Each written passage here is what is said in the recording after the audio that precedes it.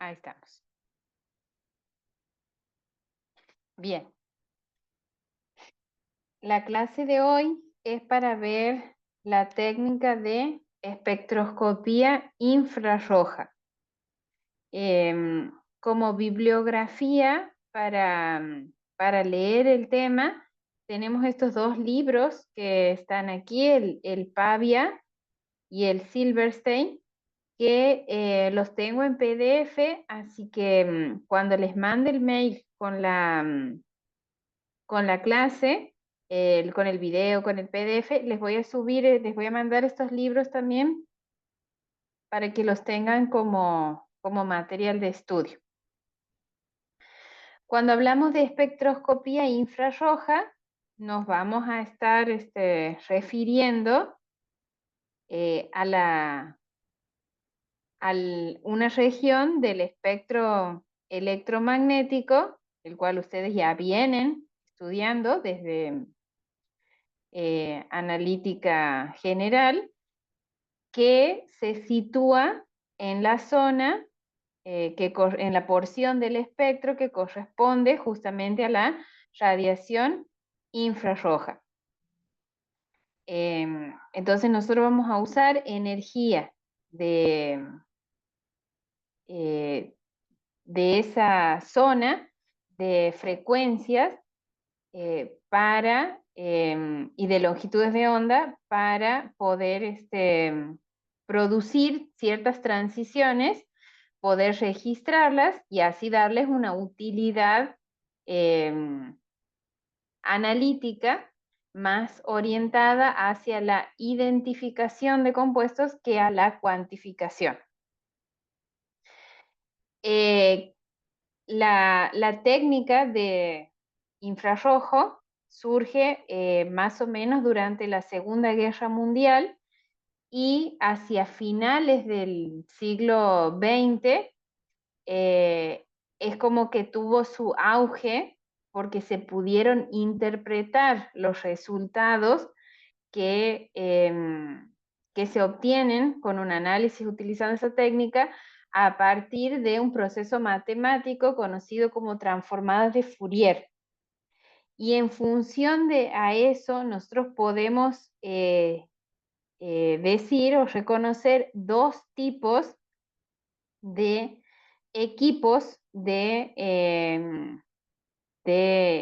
radiación infrarroja. Para trabajar en la radiación infrarroja sería estos equipos son el convencional de radiación infrarroja dispersiva y el relativamente más nuevo, que es el de transformadas de Fourier. ¿Qué diferencia hay principalmente entre estos dos equipos?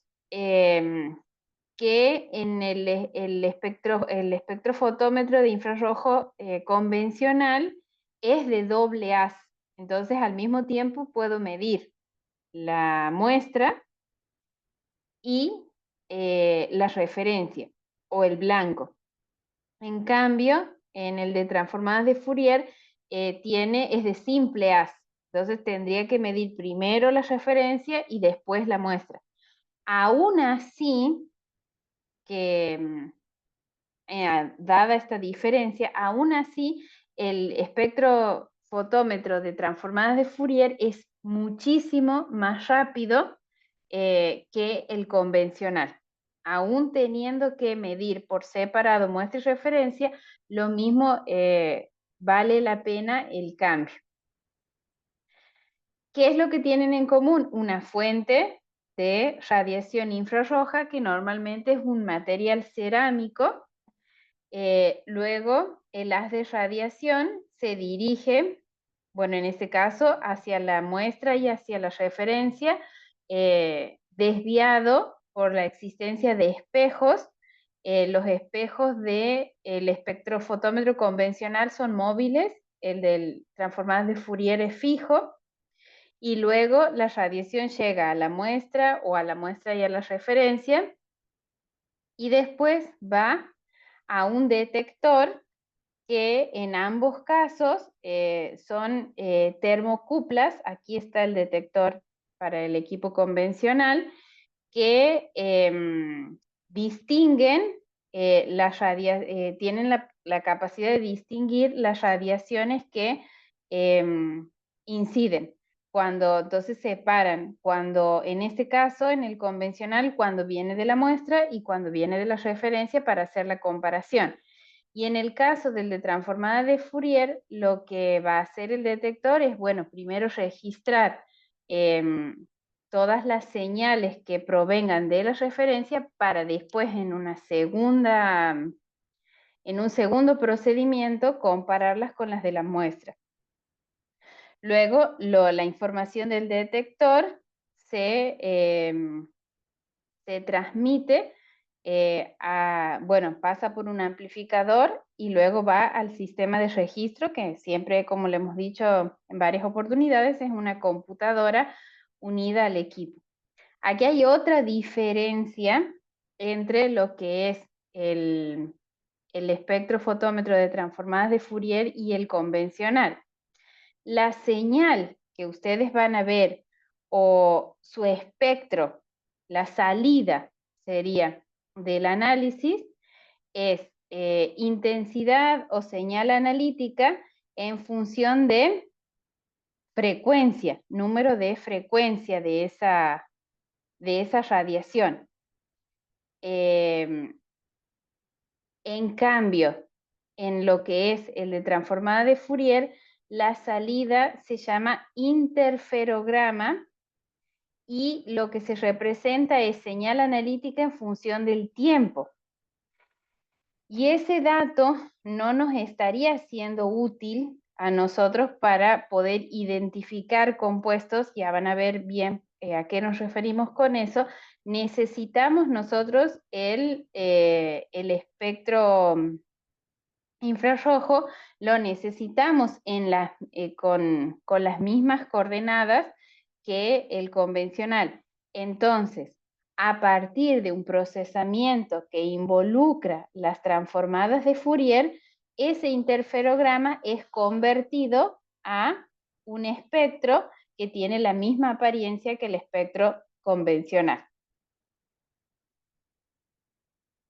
La ventaja que tiene poder tener un interferograma es que no ocupan mucho espacio en la memoria del espectro y por ende del equipo se los puede ir almacenando y se pueden ir armando bibliotecas con esos interferogramas. ¿Cómo se prepara la muestra para ingresar al equipo de espectroscopía infrarroja? Perdón. Las muestras gaseosas deben ser purificadas y se colocan en una celda, usualmente que tiene 5 a 10 centímetros de longitud. En cambio, las muestras líquidas, lo que se hace con las muestras líquidas es colocarlas en un compartimento cuyo material, el material de estas dos placas, es una sal de alta pureza, comúnmente cloruro de sodio, bromuro de potasio o fluoruro de calcio, que estas sales no absorben en el infrarrojo y por eso las puedo usar como material para contener nuestra muestra líquida. Luego las muestras sólidas se preparan de dos maneras. Una puede ser combinar la muestra, es decir, molerla a la muestra junto con un agente aglomerante, usualmente Nujol, en un mortero y después toda la muestra que va junto con el aglomerante se coloca entre dos placas de este material para hacer incidir la radiación infrarroja. El segundo método es triturar la mezcla directamente en presencia del material del cual está constituida la placa donde en definitiva termina la muestra. Este método por ahí es el más utilizado y es el que se conoce de armar pastillas para que van a ingresar al equipo porque ese polvo se comprime con una prensa mecánica y se forma un pellet. Un pellet que tiene una forma circular y es una forma de pastilla. Entonces se conocen como las pastillas que van al infrarrojo y que son de bromuro de potasio. ¿Sí? ¿Hasta aquí? Bien, bien, profe.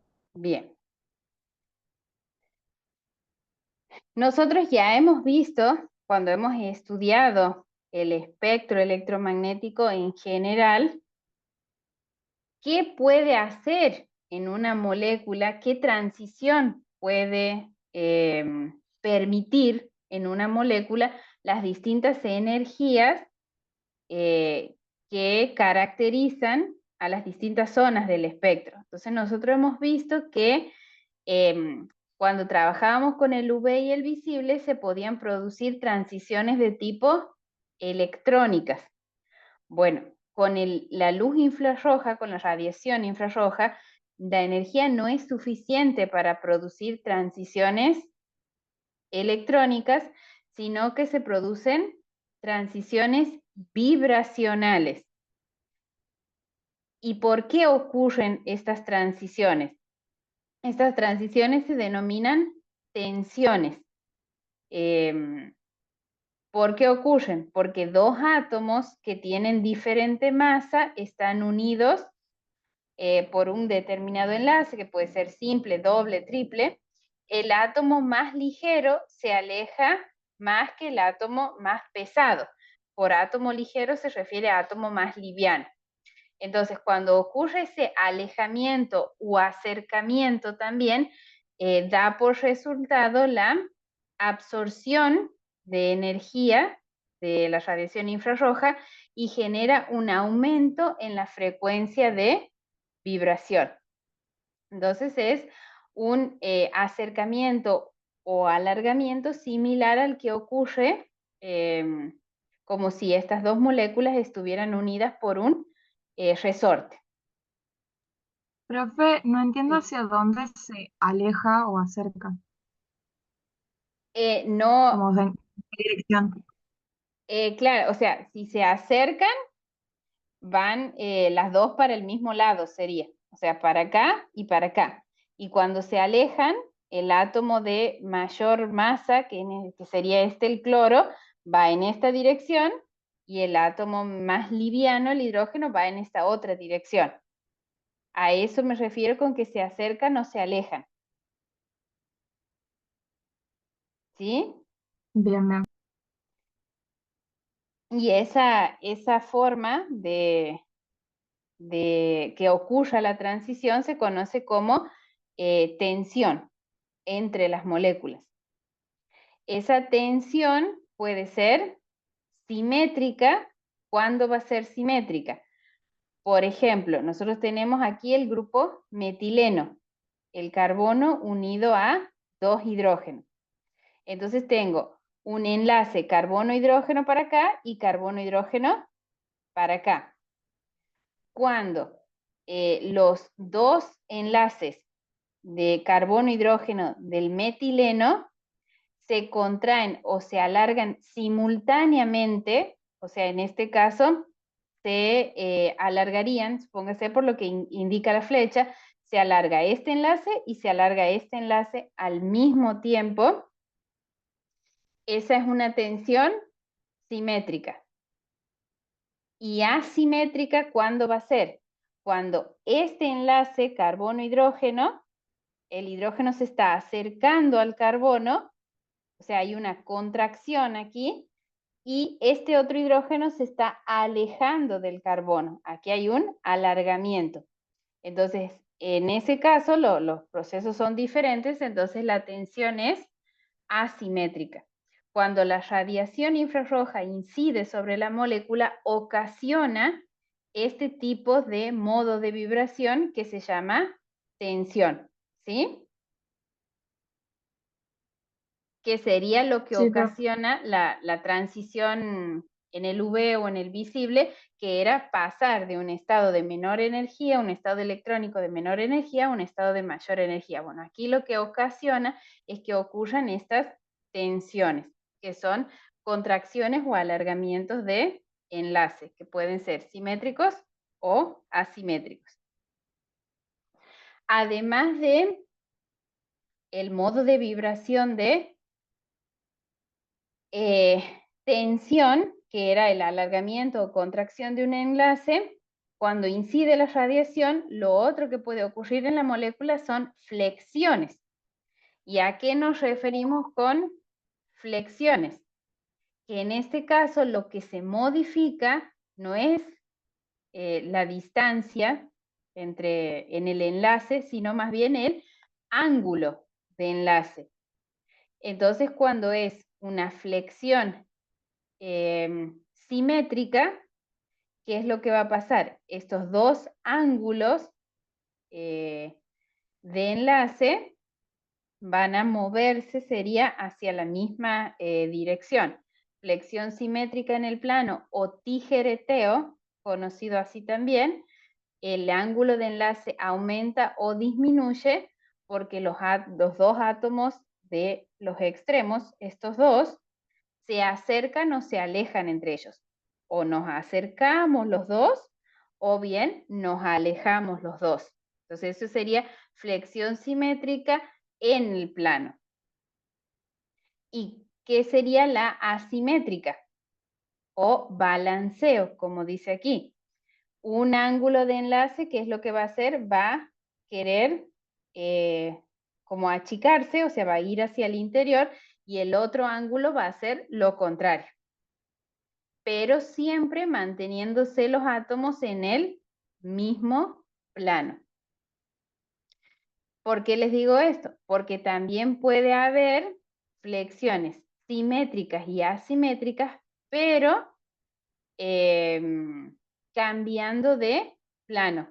Porque ustedes fíjense que estos símbolos, ¿qué significaban? Tener Estaban hacia adelante o hacia atrás. Claro, entonces están en planos diferentes. Entonces aquí se han movido en el mismo plano. Bueno, ahora esta flecha más grande significa que cambian de plano. O sea, o se van hacia adelante los dos, en el caso de que sea algo simétrico, o uno se va hacia adelante y el otro hacia atrás en el caso de que sea asimétrica. ¿Sí? A Sí, eso nos profe. referimos con en el mismo plano o fuera del plano. La intensidad que va a tener, o sea, cuánto va a absorber de esa radiación, tiene relación directa con el momento, con la magnitud del momento dipolar que tenga la molécula en cuestión, o sea, el analito que esté siendo irradiado. De manera que cuanto mayor es el momento dipolar, más intensa es la absorción. Entonces, como consecuencia de eso, la absorción de aquellas moléculas, la absorción de radiación infrarroja, ¿no? De aquellas moléculas que tengan grupos funcionales OH, enlaces OH, va a ser más intensa que los enlaces carbono-hidrógeno, por ejemplo. ¿Y esto por qué? Porque el enlace oxígeno-hidrógeno del OH es más polar. Las bandas de absorción características de casi todos los grupos funcionales se encuentran entre 4000 y 800 centímetros a la menos 1. Esto es una unidad de frecuencia. Por eso les decía, la salida del equipo es intensidad en función de frecuencia. Y hay una zona entre 1700 y 800 centímetros a la menos 1 en la que cada compuesto tiene, muestra bandas de absorción únicas. Por eso se conoce como zona de huella digital para identificar a los compuestos. Bueno, aquí dice lo que les venía diciendo, los espectros se representan como gráficas de absorbancia o intensidad de la señal frente a número de onda o frecuencia. Las frecuencias a las cuales van a ocurrir las transiciones se pueden calcular y tener por un lado la frecuencia teórica y por otro lado la frecuencia experimental, si partiendo, como les había dicho, podemos comparar un enlace con un resorte, si bien no es exactamente lo mismo, porque la energía que puede haber en el movimiento del resorte no está cuantizada, en cambio en el infrarrojo sí está cuantizada, pero si hacemos la similitud, podemos llegar y usando estas fórmulas, por ley de Hooke, por ley de Newton, y considerando considerando la masa que van a tener esos átomos que forman parte del enlace, nosotros podemos llegar a una fórmula para calcular las frecuencias a las cuales van a ocurrir esas transiciones. Eso es utilizando estas dos ecuaciones, llegamos a la conclusión de que la frecuencia es igual a 1/2 de pi por la raíz cuadrada de la constante de fuerza de ese enlace y dividido un número que combina, fíjense, el mu, la masa de los dos átomos involucrados en el enlace. La frecuencia la pueden ver con esta letra, similar a una B corta, o también la pueden ver con esta letra, es lo mismo, por eso les pongo las dos expresiones. Y aquí 4.12 es el resultado de decir 1/2 por el número pi. Entonces, tenemos que la frecuencia también, o sea, la podemos expresar como y calcular como 4.12 la raíz cuadrada de la constante de fuerza sobre la expresión de masa reducida, que contempla las masas de los dos átomos que participan en el enlace. Aquí tenemos ejemplos.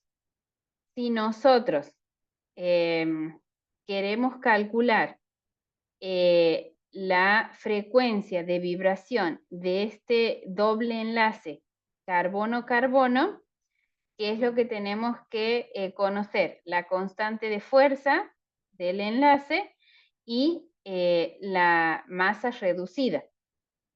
La masa reducida va a ser las masas de ambos átomos, 12 por 12 sobre 12 más 12 sería, que es la expresión de este mu que está aquí. O sea, de ahí sale el cálculo. Y les da que la frecuencia calculada es 1682 centímetros a la menos 1 y la experimental está bastante próxima, 1650 centímetros a la menos 1. Ustedes van a hacer una guía de espectroscopía infrarroja donde seguramente van a tener que usar una guía de problemas, me refiero, donde seguramente van a tener que usar esta expresión para calcular las frecuencias de los enlaces. Aquí tenemos, por ejemplo, el carbono-hidrógeno. Fíjense que la constante de fuerza y el cálculo de la masa reducida, 12, que viene la masa del carbono, 1, la masa del hidrógeno, sobre 12 más 1. La teórica les da 3023 y la experimental 3000 centímetros a la menos 1.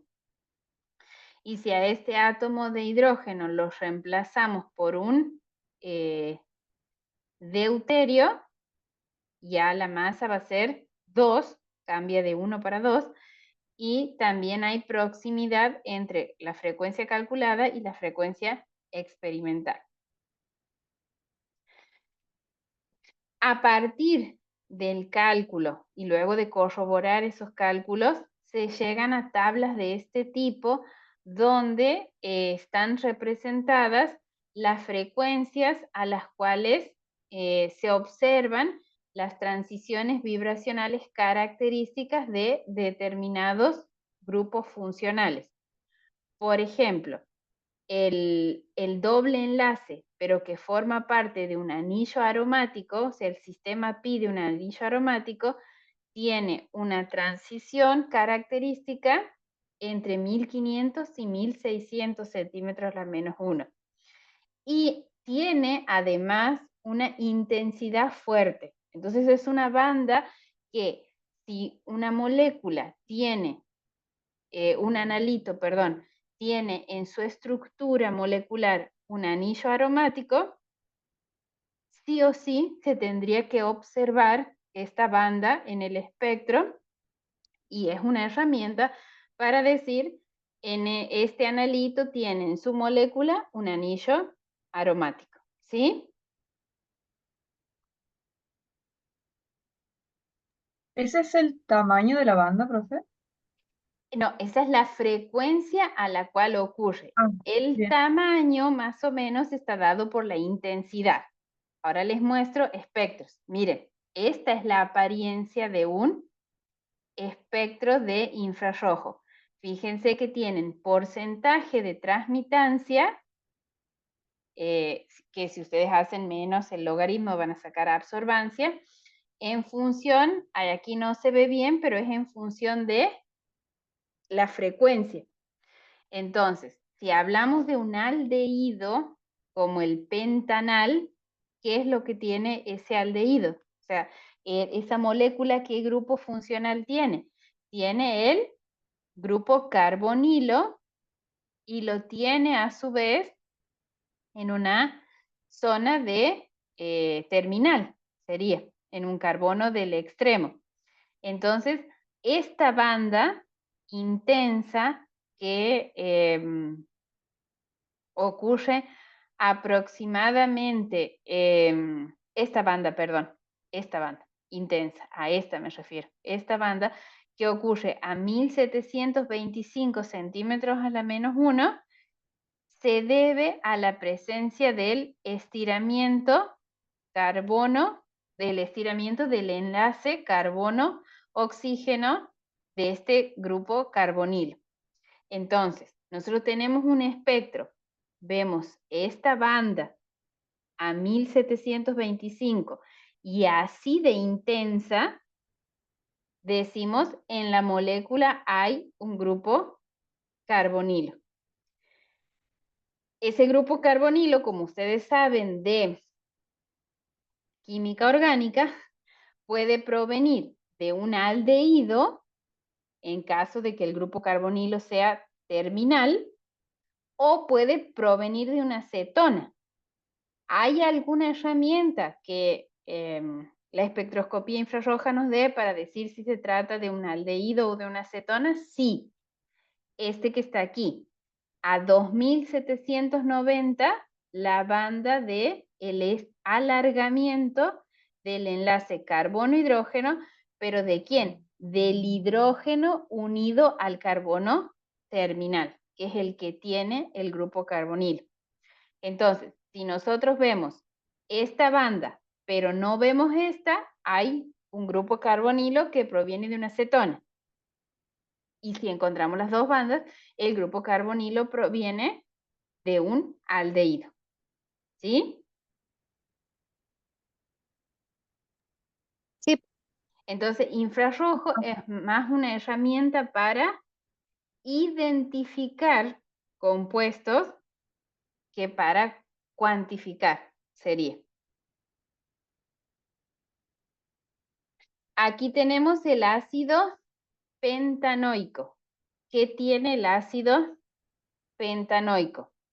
Es un ácido carboxílico, entonces otra vez vamos a encontrar el grupo carbonilo con su banda característica a 1725, que sería esta. ¿Y cómo sé que estamos hablando de un carbonilo que proviene de un ácido y no que proviene de un aldehído o de una cetona? Porque tengo que ir a buscar estas, las frecuencias que corresponden al estiramiento del enlace oxígeno-hidrógeno, aquí este grupo OH, que ocurre a 3500, 3300, y también del carbono-hidrógeno para este lado sería. porque para este lado tienen oxígeno, hidrógeno, y para este otro lado van a tener o sea, en este, el metileno recién va a tener el enlace carbono-hidrógeno, sería. Entonces, si voy a volverme a encontrar con la banda del carbonilo, aunque este sea un ácido carboxílico, pero si encuentro el estiramiento del OH, puedo adjudicar a que en la molécula hay un grupo ácido. ¿Y qué pasa con el estiramiento de la pentanona, por ejemplo? Que aquí el grupo carbonilo está en el carbono 2 de la molécula. Vamos a ver el estiramiento característico del grupo carbonilo a 1725 centímetros a la menos 1. ¿Y por qué puedo decir que ese grupo carbonilo está en una molécula que es una acetona y no un aldehído o un ácido carboxílico, por ejemplo?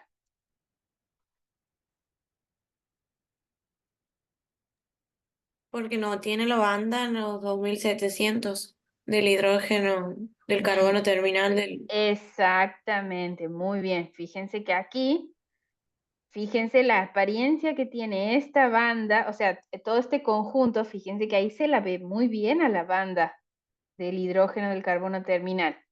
Si nos vamos al último, fíjense que tiene solo esta parte y le falta el pedacito aquí. ¿Sí?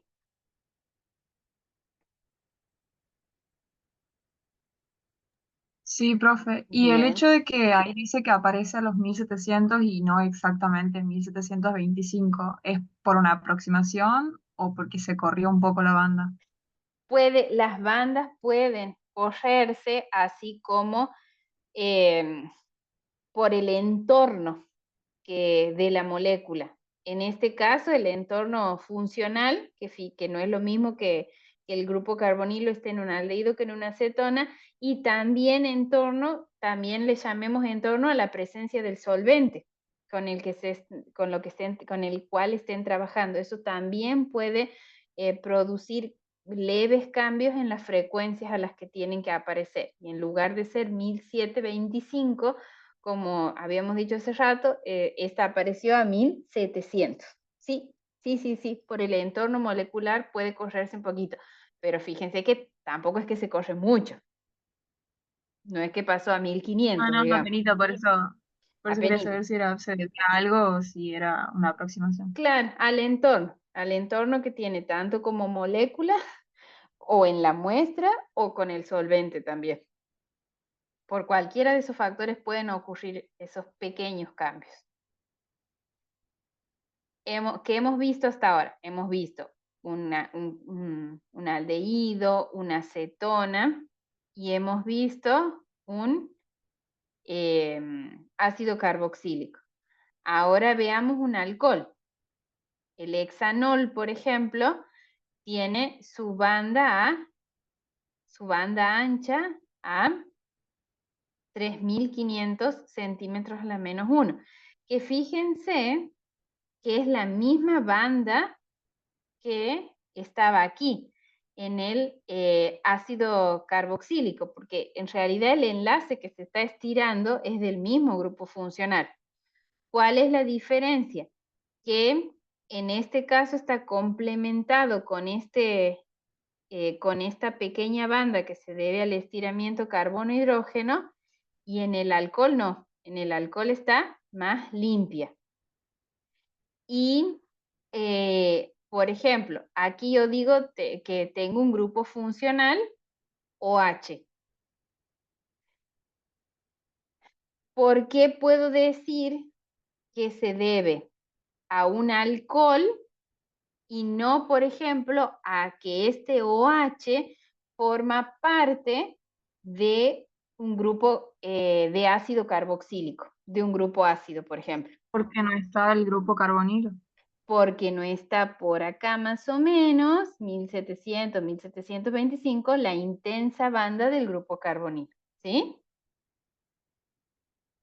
Obviamente, estos espectros son sencillos comparados con los que por ahí se tienen que determinar para elucidar estructuras, es decir, para descubrir estructuras de compuestos nuevos y proponer a la ciencia nuevos compuestos. Pero bueno, de algo se tiene que partir.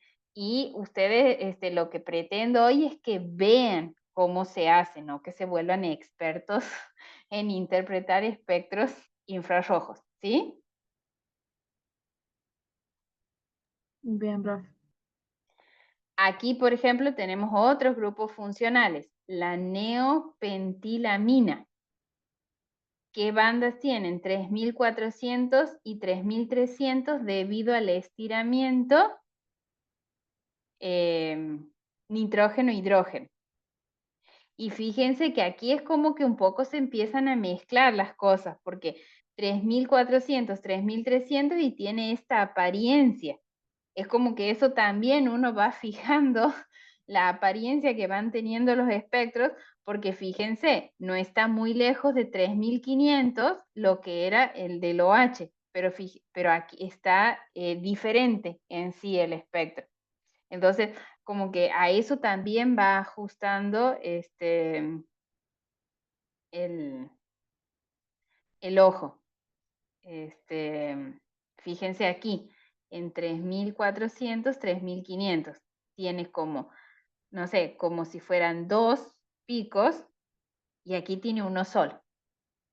Entonces estamos casi en la misma zona de frecuencias, pero la apariencia es distinta.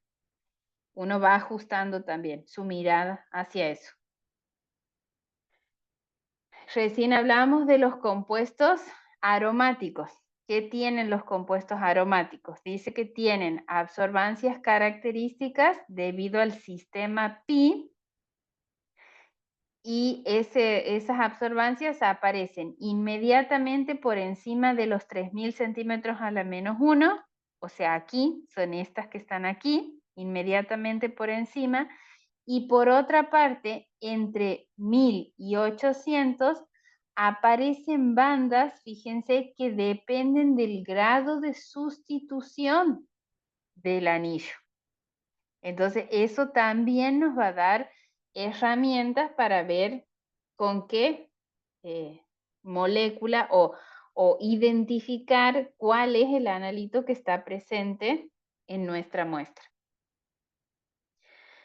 Aquí tienen de uno de los libros, sí, del Pavia, me parece que es esto. ¿Se acuerdan cuando hacíamos hacíamos la parte del tratamiento sistemático del equilibrio para poder resolver o calcular las concentraciones de todas las especies en equilibrio? Había una serie de pasos que uno podía seguir. Bueno, este libro les presenta una serie de pasos como para guiarlos en la interpretación de un espectro. Por ejemplo, el primer paso es mucho de lo que veníamos hablando. ¿Está el grupo carbonilo presente? ¿Qué es lo que tenemos que buscar? Una fuerte absorción. Bueno, fíjense, aquí ya les amplía, les dice entre 1820 y 1660. Nosotros estuvimos viendo esas bandas a 1700 y a 1725. El pico, dicen, es a veces más fuerte en el espectro y, y tiene un ancho medio también diferente. Nosotros no podríamos perderlo. O sea, si el grupo carbonilo está, hay que encontrarlo.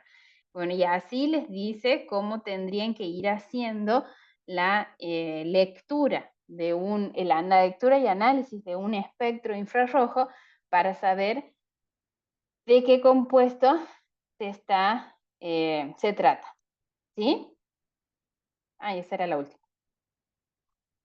Por eso les había dicho que era una clase cortita, porque la idea es que vean generalidades de la técnica y en líneas generales también aprendan a interpretar espectros.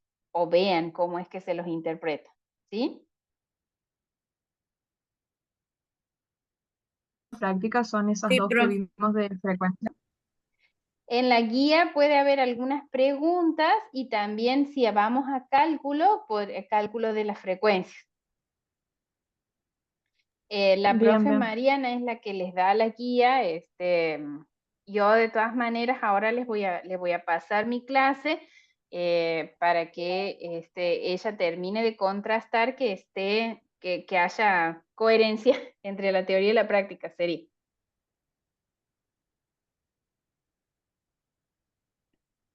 Bien, bien, profe. Gracias. Bien, bien. ¿Alguna duda? No, por ahora no. ¿Por ahora no? Ahora no. Bien. Bueno, cualquier cosita me consultan. Y ahora, bueno, como les digo, les voy a mandar el PDF, les voy a mandar el video de la clase en cuanto se termine de convertir y también les voy a mandar los libros donde es un capítulo de cada uno de los libros, no son los libros enteros. Bueno, Bueno, profe, Bueno, profe. Bueno, profe, chicos. una Sí, dime. pregunta. ¿No sabe si el profe Morán tiene las grabaciones de rayos X? Mira, le voy a ir parando la grabación. Ya le he preguntado el otro día.